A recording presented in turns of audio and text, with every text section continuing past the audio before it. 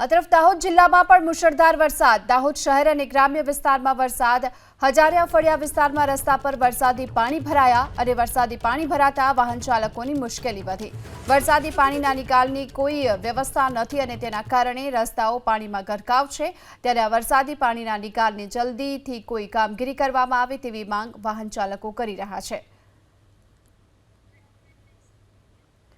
દાહોદ નજીકનું મોવાલિયા તળાવ ઓવરફ્લો થયું। પાણીની આવક વધતા મોવાલિયા તળાવ ઓવરફ્લો થયું અને તળાવ ઓવરફ્લો થતા મોટી સંખ્યામાં લોકો જોવા માટે ઉમટી પડ્યા।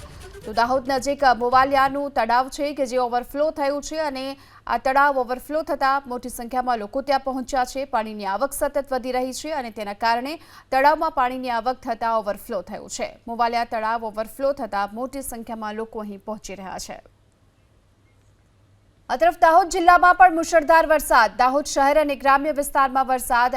હજારિયા ફળિયા વિસ્તારમાં રસ્તા પર વરસાદી પાણી ભરાયા અને વરસાદી પાણી ભરાતા વાહન ચાલકોની મુશ્કેલી વધી।